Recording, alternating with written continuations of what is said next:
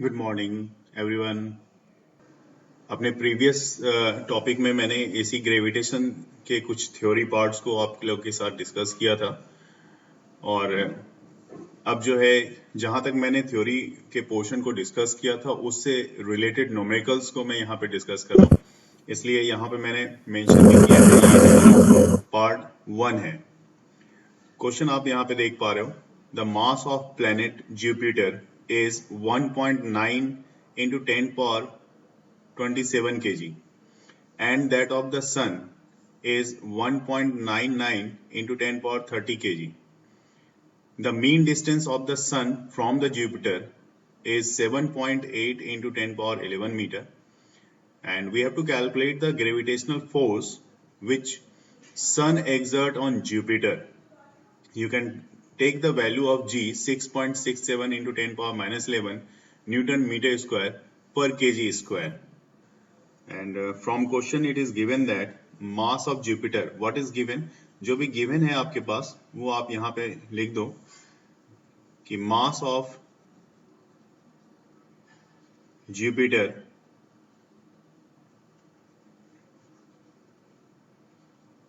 इसको अगर आप m1 मान लेते हो तो इसी में यहाँ पे मैं दिखा देता हूँ कि ये वाला जो पोर्शन आप देख रहे हो इसको आपने m1 मान लिया।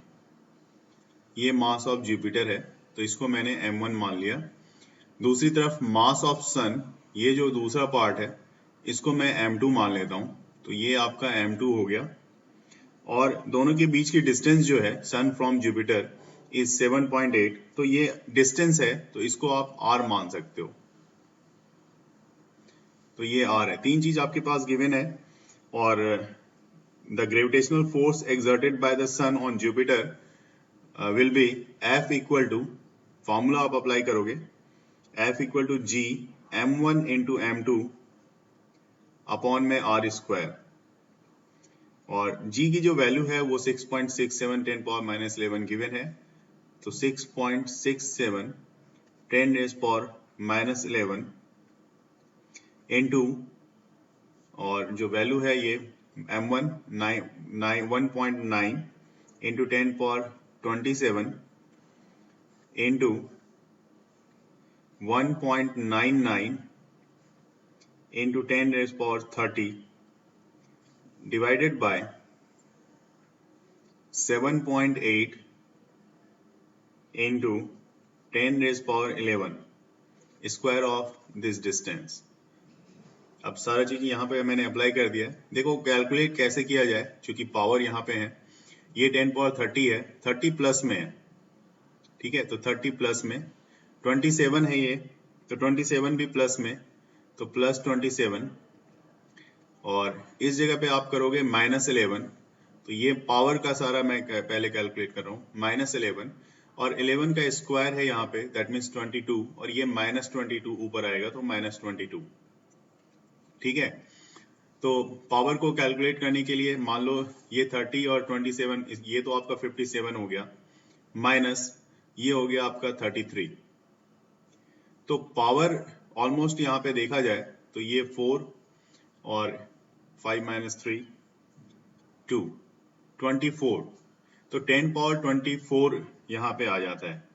अब आपको कैलकुलेट जिसको करना है वो है आपका 6.67, इसको मल्टीप्लाई करो आप 1.9 से और 1.99 से, डिवाइडेड 7.8 का स्क्वायर। अगर एक बात सोची जाए यहाँ पे कि ये 1.9 है, अगर इसको 2 के अप्रॉक्स भी मान लिया जाए, ये भी 1.9 है 2 के अप्रॉक्स, तो 2 2 जा 4 और 4 को आप मल्टीप्लाई करोगे 6.67, तो यहाँ पे कैलकुलेशन थोड़ा आपका आसान हो जाएगा, और डिवाइडेड इसकी स्क्वायरिंग की जाए तो कैलकुलेशन को थोड़ा इजी आप यहाँ पे इस मेथड से बना सकते हो।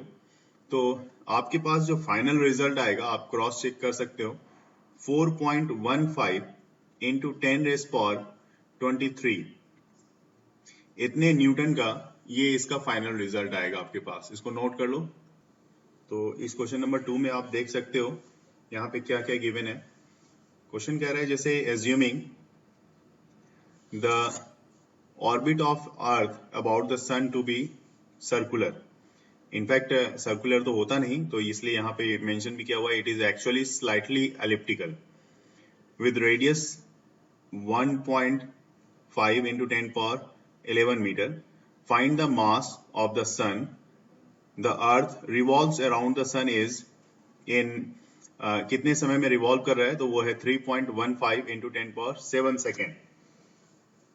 ठीक है, तो अब यहाँ पे आपको देखना है कैसे इसको सॉल्व किया जाए।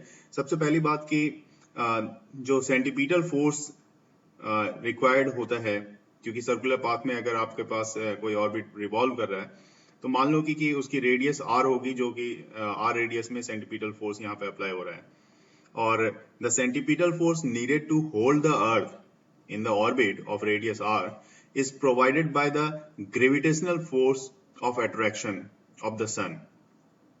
अगर मान लिया जाए कि me मास ऑफ अर्थ है और ms को मास ऑफ सन ले लिया जाए, मैं लिख देता हूं यहाँ पे, ये पहला हो गया आपका मास ऑफ अर्थ, ठीक है, और दूसरा अगर आपके पास जैसा ये है, ये मास ऑफ सन, ऐसा अगर आपने कंसीडर कर लिया, तो ऑब्वियस सी बात है कि जैसे मैं यहां बता रहा हूं आपको कि सेंट्रीपिटल फोर्स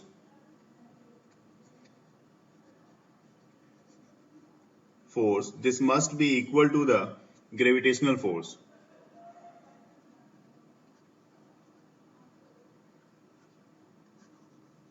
ये जो सेंट्रीपिटल फोर्स है, ये किसके इक्वल होगा? ग्रेविटेशनल फोर्स के।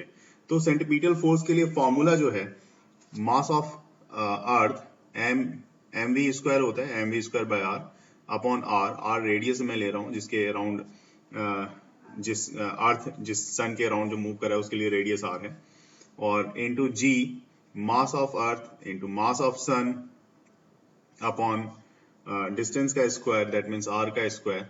यहां से आपके पास एक आर तो दोनों तरफ कैंसिल हो जाएगा, ये कैंसिल हो गया, इसकी स्क्वायरिंग हट गई, तो यहां से एम एस निकाल सकते हो। मास ऑफ सन के लिए फॉर्मूला आपके पास क्या आएगा, तो वो देखो। और एक चीज यहाँ पे मास ऑफ अर्थ, ये दोनों कैंसिल हो जाएंगे, दोनों ही मास ऑफ अर्थ है।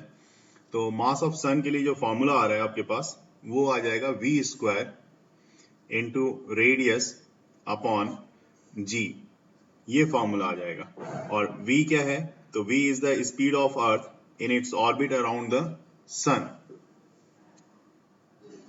तो जैसे कि मैंने आपको बताया, यहाँ पे v जो है speed of earth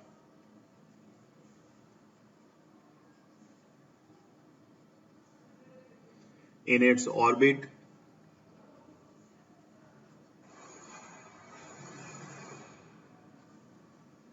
around the सन,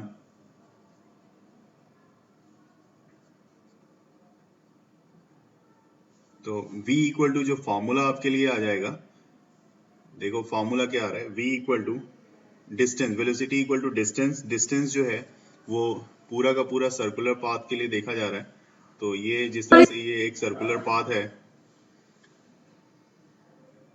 और इसके लिए यहाँ पे मैं दिखा देता हूँ, यहाँ पे जो डिस्टेंस है, डिस्टेंस यहाँ पे r है, तो इसका सर्कमफेरेंस जो होगा वो 2 पाई r का होगा, इसलिए यहाँ पे मैंने 2 पाई r लिखा है।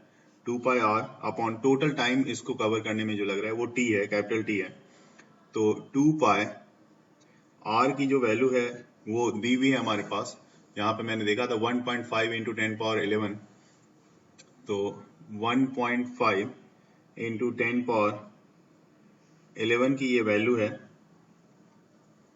और अपॉन में टाइम जो लग रहा है वो 3.15 इंटू 10 पावर 7 सेकेंड का टाइम लग रहा है, ये टाइम लग रहा है। तो इसको कैलकुलेट करोगे आप, तो आपके पास जो वैल्यू आएगी, आप कैलकुलेट करके देखो, वो आ जाएगी 3 इंटू 10 पावर 4 मीटर पर सेकेंड की। मतलब ये इसकी जो है स्पीड आ गई, स्पीड ऑफ अर्थ, सन के अराउंड जो स्पीड ऑफ अर्थ है उसकी ये वैल्यू आ गई। अब मास ऑफ सन के लिए आपने v तो निकाल लिया यहाँ से, तो v की वैल्यू यहाँ पे पुट करनी होगी आपको, तो 3 into 10 power 4 square of this velocity into अब 1.5, चूंकि r है आपका 1.5 इंटू 10 पावर 11 का, अपॉन में जो वैल्यू टाइम जी की वैल्यू है, जी की वैल्यू हमें पता है 6.67 10 पावर जी हाँ 10 पावर -11 होती है, तो वो वैल्यू यहाँ पे पुट करनी पड़ेगी। 6.67 10 पावर -11। तो देखिए यहाँ पे क्या होगा, देखो -11 और ये ऊपर आएगा तो 11 और 11 22 और ये 8 30। तो पावर तो सबसे पहले आप कैलकुलेट कर लो, तो पावर 10 पावर कितना आ रहा है यहाँ पे, 10 पावर 30 का पावर आ रहा है, ठीक है। और अगर यहाँ पे देखा जाए तो इसको जब आप डिवाइड करोगे तो ये अप्रॉक्स में लगभग 2 आ जाएगा, 2 × 10 पावर 30 kg का मास ऑफ सन आपके पास रिजल्ट आएगा इसका। तो अगला सवाल question number 3, a mass m is broken into 2 parts. दो पार्ट्स में किस तरह से वो ब्रेक है, तो एक स्मॉल m में और दूसरा जो होगा capital M minus small m में। तो how are m and m related so that force of gravitation between the two parts is maximum. किस तरह से यहाँ पे दोनों रिलेट किया हुआ है ताकि फोर्स जो हो वहां पे मैक्सिमम हो। तो देखिए यहाँ पे इसको सॉल्व करते हैं और देखेंगे जो फोर्स है F इक्वल टू, आपको फोर्स का फॉर्मूला पता है, G एक मास M है, दूसरा मास क्या है, तो यहाँ पे देख सकते हो capital M minus small m का है, ठीक है। और इसके बीच की जो डिस्टेंस है अगर आप उसको r मान लेते हो तो इंटू डिवाइडेड में r²। और ये जो होगा ये किसके इक्वल होगा, तो ये होगा K स्मॉल m और कैपिटल M माइनस m के इक्वल होगा। समझेंगे यहाँ पे कि किस तरह से इसको सॉल्व करना है, क्योंकि ये दोनों ही, ये मास और ये मास दोनों मिलके ही टोटल m बनेगा। क्योंकि आप देखोगे कैंसिल करके देखोगे तो स्मॉल m कैंसिल हो जाएगा और कैपिटल M बचेगा, ठीक है। तो अब इसके बाद क्या होगा, तो K, अब मैं पहले इसको मल्टीप्लाई करता हूँ m इंटू m, तो इस m को अंदर लेके जाता हूं मैं, तो small m into capital M plus m² equal to K। अब इसको आप इस तरह से लिख सकते हो m²/4 capital M²/4 minus small m²/4, ऐसा लिखा जा सकता है, आप चेक करोगे small m into capital M और यहाँ पे माइनस m²। ये इनफैक्ट यहाँ पे भी माइनस है बीच में, यहाँ पे माइनस है तो ये माइनस m²। इसके बाद नेक्स्ट स्टेप में मैं क्या कर रहा हूं, कि m²/4 माइनस इसको जो आप लिखोगे यहाँ इस पोर्शन को, यहां से यहां तक के पोर्शन को, इसको m/2 माइनस स्मॉल m और स्क्वायर ऑफ दिस वन, ऐसा लिखा जा सकता है। क्योंकि मैंने होल स्क्वायर के फॉर्म में लिखने के लिए इसको इस तरह से चेंज किया था मैंने। अब कंडीशन हमारे पास ये आता है कि फोर्स मैक्सिमम हो, तो उसके लिए क्या कंडीशन होनी चाहिए, for F will be maximum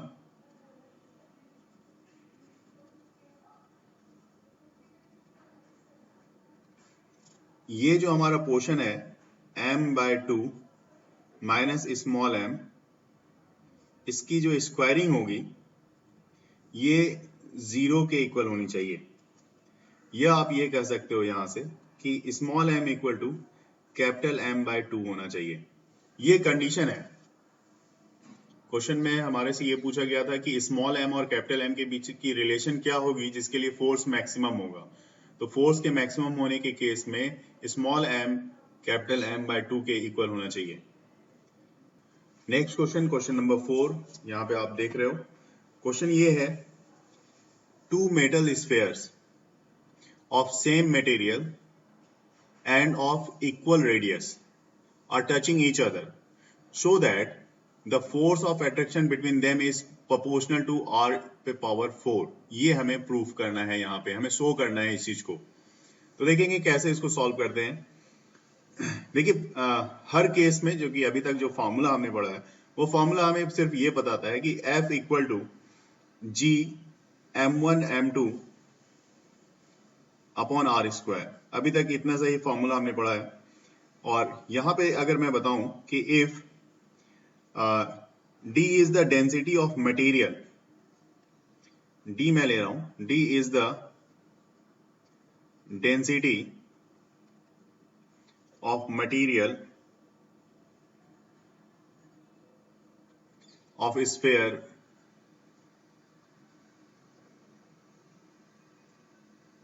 then mass equal to होता है वॉल्यूम इनटू डेंसिटी। तो मास m1 पहले वाले मास के लिए, तो volume 4/3 pi R cube, because it is the volume of sphere, into density.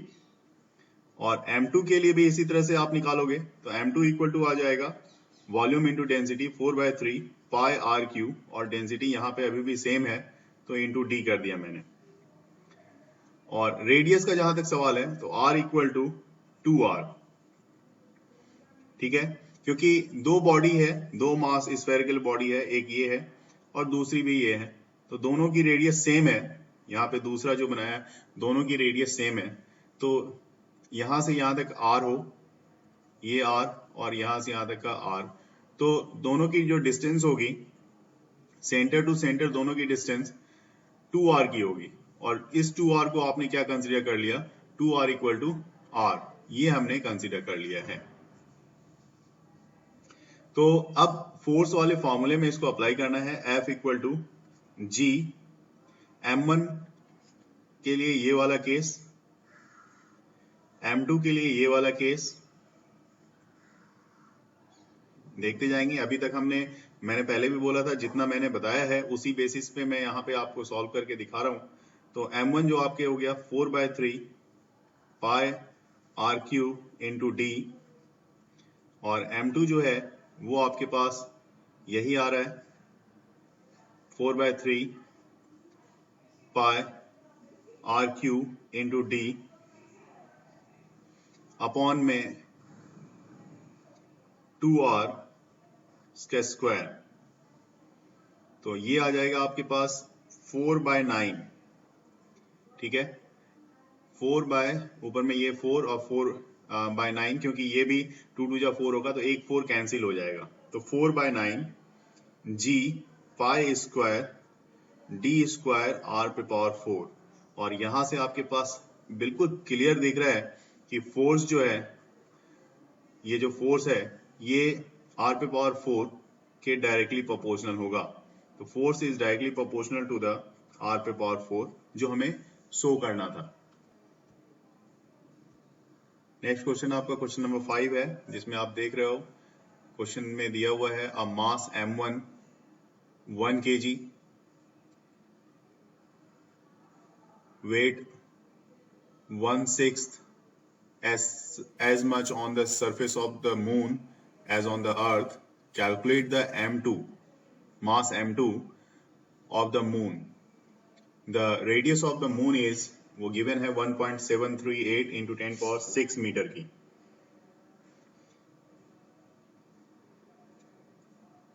तो ये तो हमें अच्छे से पता है कि ऑन द मून, और ये मैंने क्वेश्चन में भी लास्ट टॉपिक में जो एक क्वेश्चन दिया था मैंने लास्ट पेपर में, तो वो मून के लिए भी दिया था और सबका रिप्लाई भी सही आया था। तो वेट जो है 9.8 डिवाइडेड 6 न्यूटन होती है। तो यहाँ पे W1 इक्वल टू आप लिख सकते हो जी m1 m2 bye are square. तो ये 9.8 डिवाइडेड 6 वेट हो गया, और ये हो गया 6.67 जी की वैल्यू मैं लिख रहा हूँ पहले, इंटू 10 पावर -11 इंटू m1 जो है वो 1 kg का है तो 1 लिखा, m2 के लिए m2 ही मैंने रिप्रेजेंट कर दिया, और divided 1.738 into 10 power 6 square of this one. तो यहां से आपको m2 की वैल्यू मिलेगी अगर आप सॉल्व करते हो। तो देखिए m2 क्या मिल रहा है आपको, m2 is equal to 9.8 into 1.738 into 10 power 6 square of this one upon में 6 इंटू 6.67 इंटू 10 पावर -11, ये m2 की वैल्यू आएगी। और अब इसको आप सॉल्व करोगे तो देखिए यहाँ पे सॉल्व करेंगे, ये -11 है, ये 6 है, -11 और ये 6 है, तो ये ऊपर जाएगा तो 6 2 या 12 हो जाएगा, और -11 और ओवरऑल जब आप स्क्वायरिंग करोगे पूरा तो आप चेक करो, उसकी वैल्यू लगभग 7.4 इंटू 10 पावर 22 kg के इक्वल आ जाएगी। अभी आप इसको नोट कर लो। देखिए, using the law of universal gravitation and measuring the value of acceleration due to gravity, we can find the mass and density of the earth, because mass of earth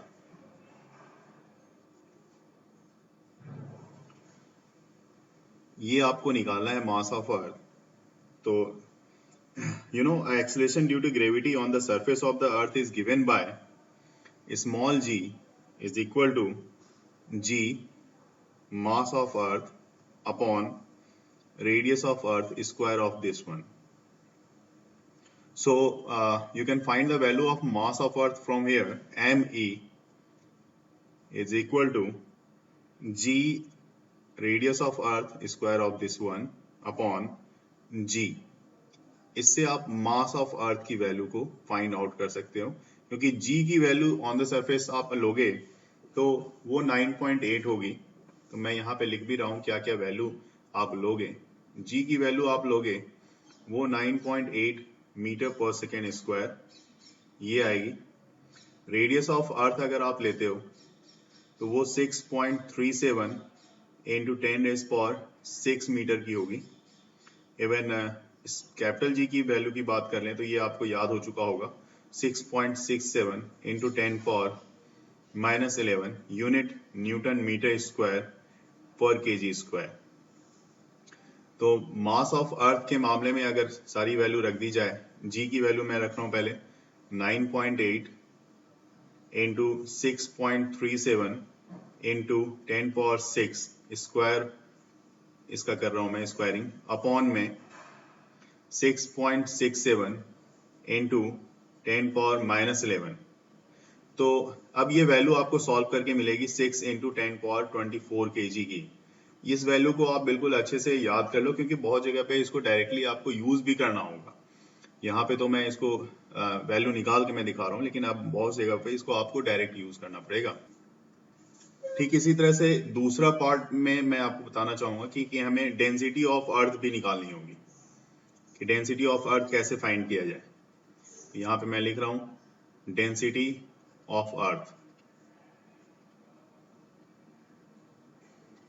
और density of अर्थ निकालने के लिए सबसे पहले आप consider कर लो, let rho be the average density of the अर्थ।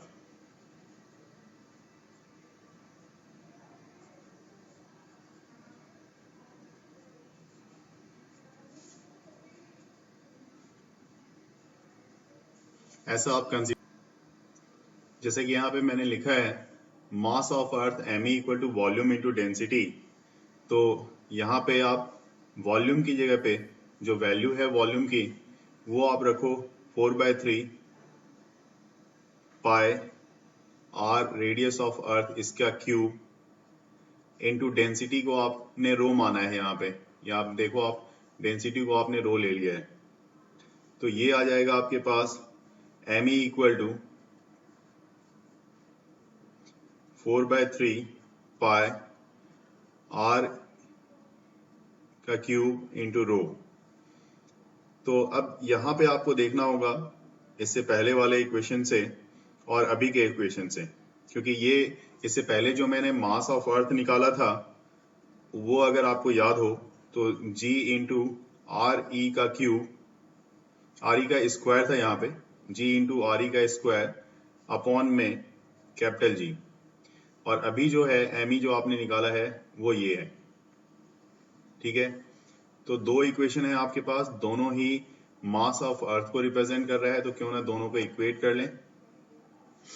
तो जब आप इसको इक्वेट करोगे तो आपके पास आ जाएगा कुछ इस तरह का 4/3 पाई आर ई का cube into rho is equal to G, ये वाला part, R E square upon G, capital G. ठीक है, और इसी जगह से आप देखो स्क्वायरिंग तो आप हटाओ और डेंसिटी निकालना है आपको, तो इसका क्यूब कैंसिल कर दो और इसकी पूरी स्क्वायरिंग रेडियस ही कैंसिल कर दो। तो डेंसिटी का जो फॉर्मूला आएगा यहाँ से आपके पास वो आ जाएगा रो इक्वल टू 3g, क्योंकि ये 3 है और ये g आ जाएगा 3g अपॉन में 3 और स्मॉल g आएगा, ये 3g अपॉन 4 पाई, एक रेडियस आपके पास बच रहा है R E into capital G, ये फॉर्मूला आ जाएगा। और अब इसमें सारी वैल्यू को अगर आप पुट करोगे तो आपके पास डेंसिटी के लिए एक्चुअल जो डेंसिटी की वैल्यू आएगी वो आपको यहाँ पे मिल जाएगी। तो यहाँ पे मैं लिख रहा हूँ एवरेज डेंसिटी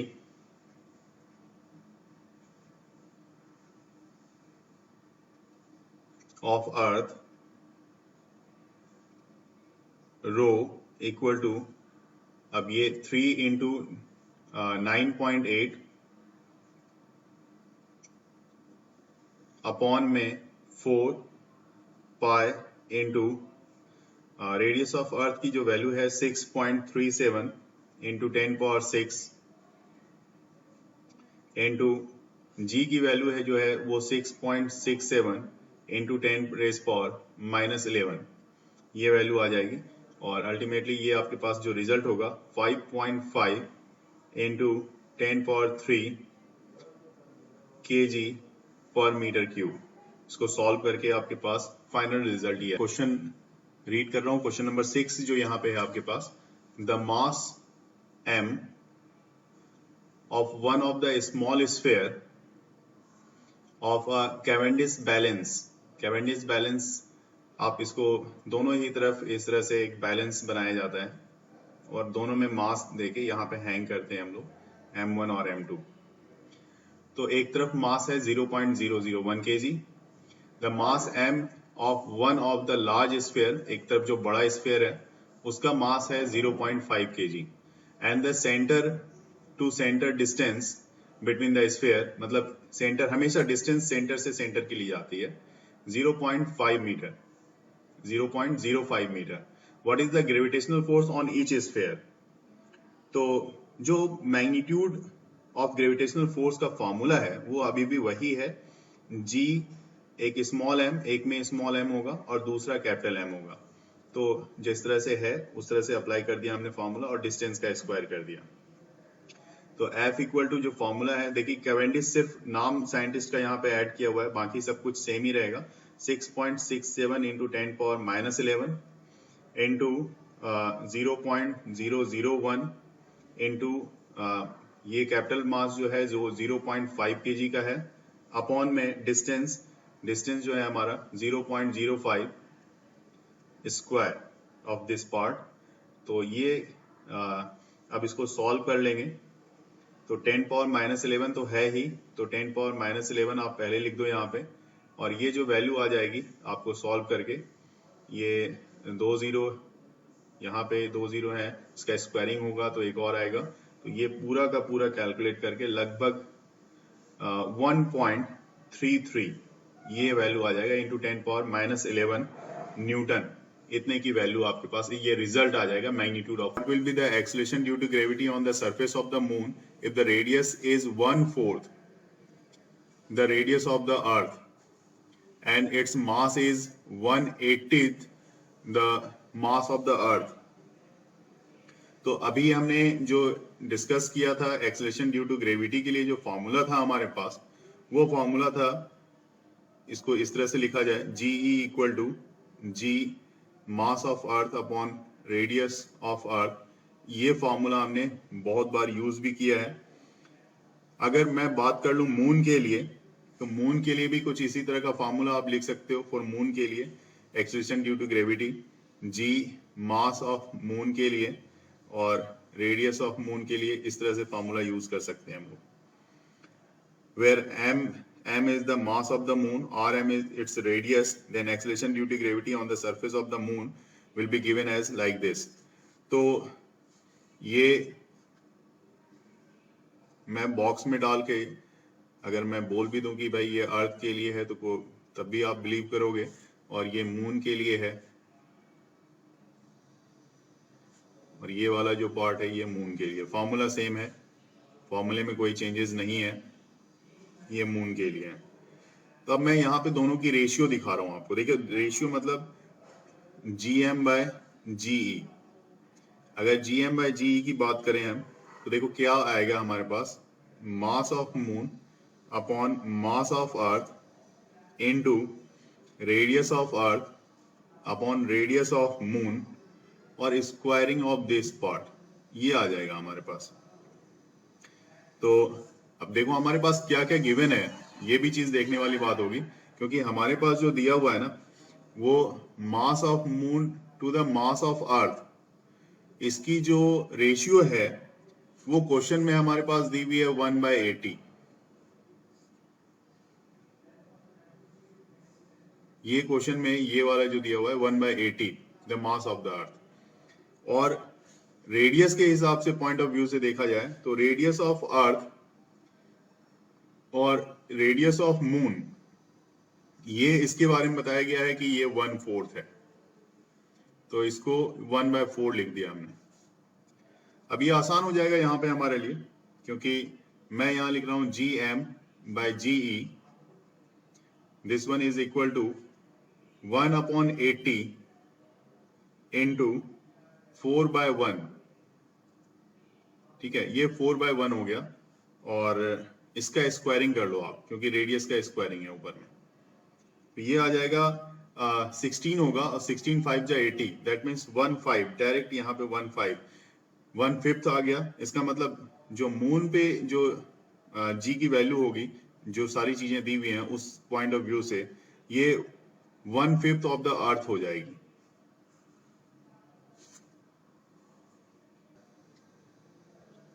तो ये आपका question number 8.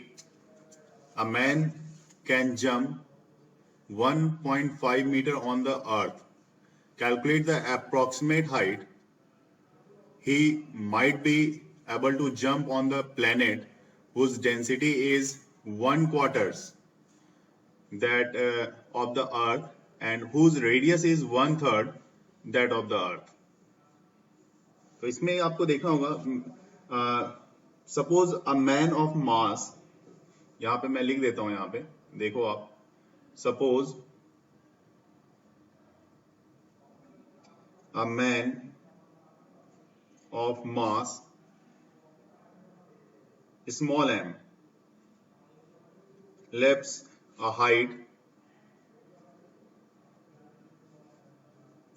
h, small h on the earth.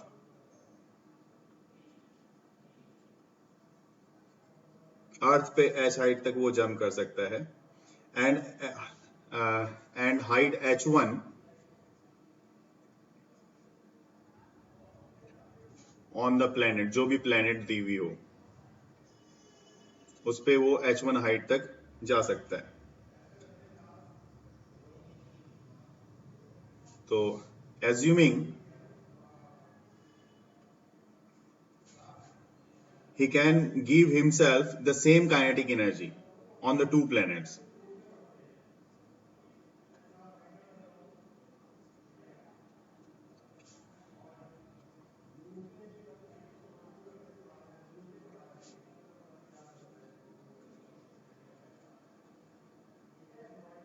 दोनों पे ही प्लेनेट पे सेम काइनेटिक एनर्जी वो दे रहा है.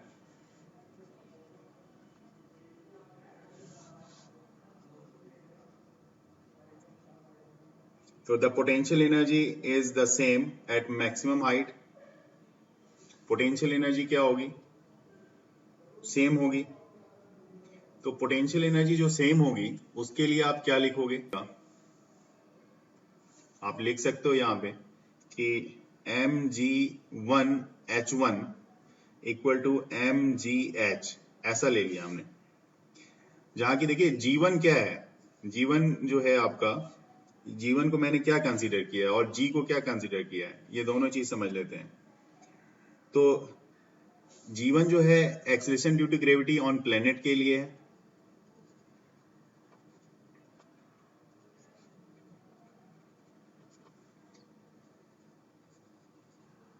ठीक है, और G जो है acceleration due to gravity on earth.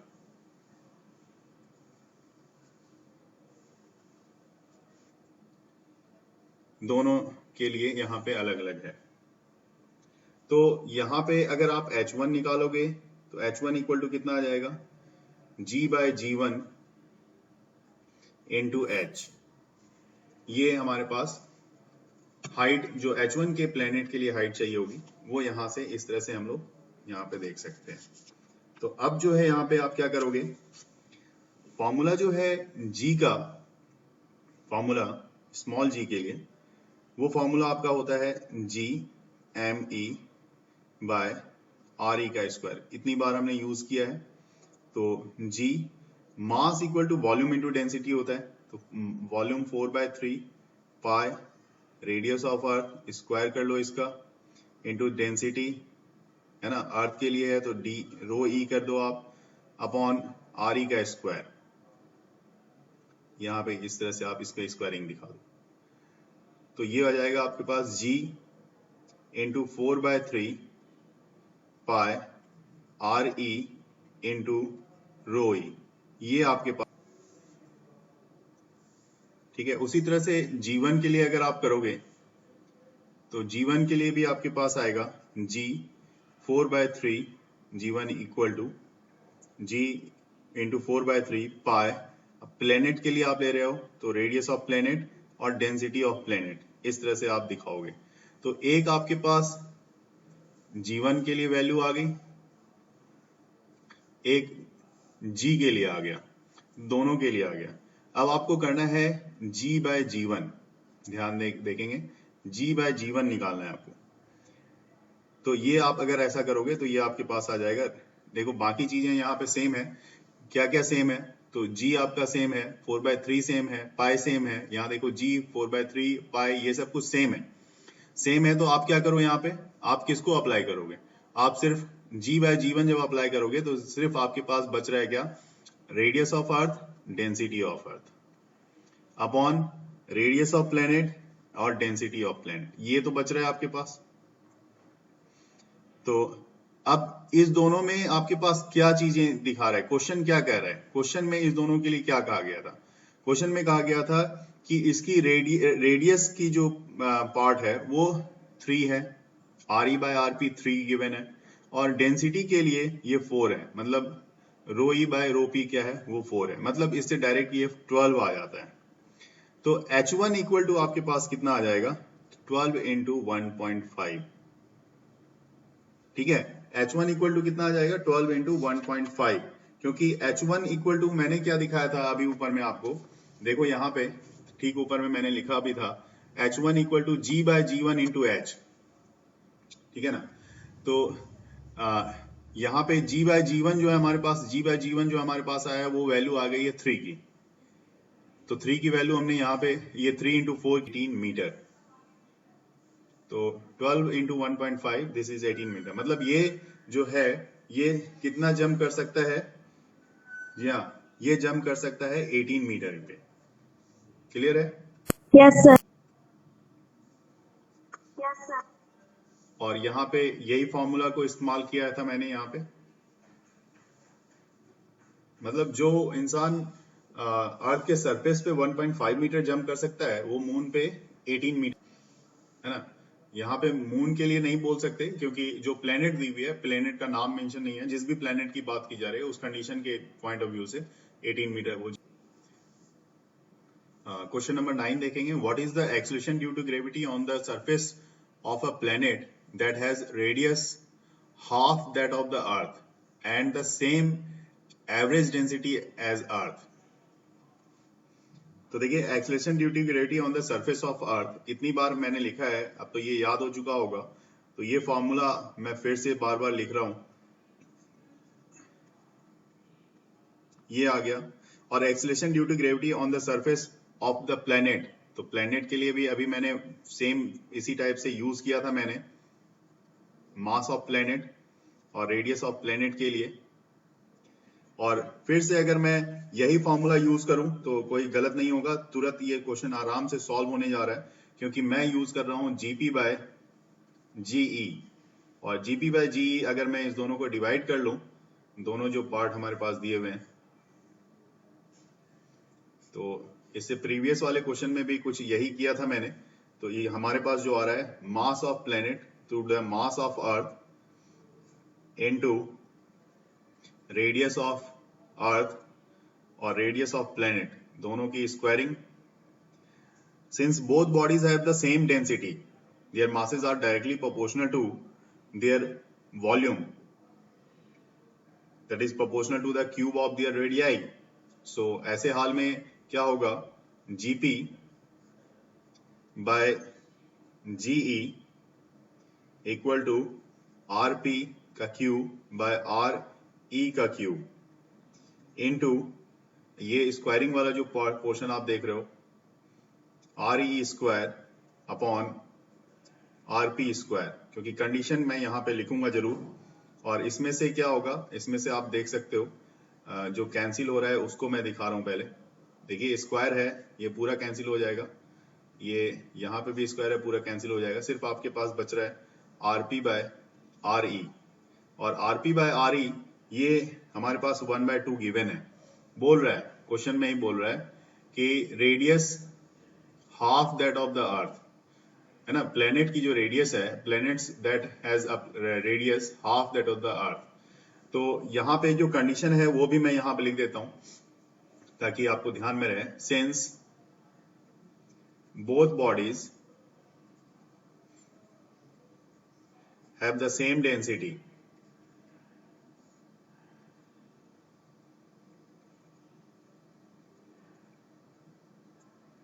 their masses are directly proportional to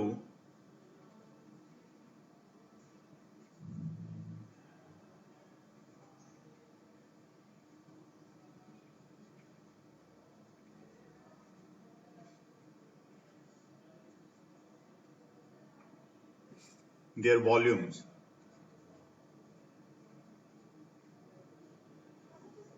अगर वॉल्यूम्स है तो वॉल्यूम में 4/3 पाई क्यूब होता ही है, that means that is proportional to cube of their radii.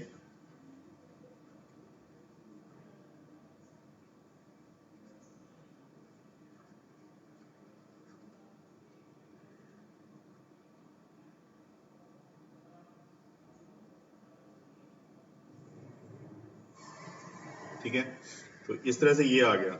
अब जीपी इक्वल टू आ जाएगा इस तरह से हाफ इंटू जीई, और जी अर्थ के लिए एक्सेलेरेशन ड्यू टू ग्रेविटी तो 9.8 होता है, तो half into 9.8 which is equal to 4.9 metre पर सेकेंड स्क्वायर। नेक्स्ट क्वेश्चन है क्वेश्चन नंबर 10, आप देख रहे हो। If the radius of the earth shrinks by 1.5%, mass remaining the same, shrink कर जाएगा लेकिन मास में कोई चेंजेस नहीं आ रहा, then how would the value of acceleration due to gravity change. ये थोड़ा सा डिफरेंट क्वेश्चन है, और लेकिन मुझे लगता है कि आप इसको कर पाओगे, थोड़ा सा समझना होगा इसको। वी नो दैट जी की जो वैल्यू हमने बार बार फॉर्मूला यूज किया है वो GM/R² है, इसको तो हमने बहुत बार यूज कर लिया। लेकिन यहाँ पे अभी लॉग आपको यहाँ पे अप्लाई करना पड़ेगा। अगर आप लॉग अप्लाई करते हो तो देखोगे ये हो जाएगा log G base E, log G capital G इसके लिए बेस E ही है, plus log M base E, और अगर जो डिवाइड में आता है तो उसके लिए माइनस यूज करते हैं, माइनस लॉग आपने अगर पढ़ा होगा मैथ में अच्छे से तो 2 लॉग E बेस रहेगा और R²। इस तरह के टर्म्स यहाँ पे आएंगे।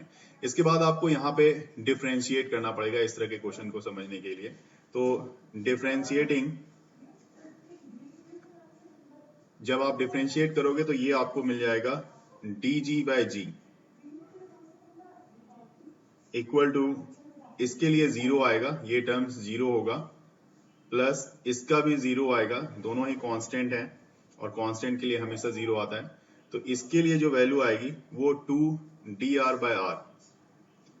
तो इस तरह से dg/g, चूंकि हमें परसेंटेज की बात कर रहे हैं हम लोग, तो dg/g into 100, this one is equal to -2 dr/r। ठीक है, तो यहां से dr/r और इंटू 100, तो ये -2 तो है ही, -2, और dr/r इंटू 100 जो है ये इसकी वैल्यू 1.5% दी हुई है, तो इंटू -1.5%, तो आपका ये ऑलमोस्ट आपके पास जो आ रहा है वैल्यू वो 3% का आ जाएगा। ठीक है, तो ये 3% इसका रिजल्ट आ जाएगा आपका।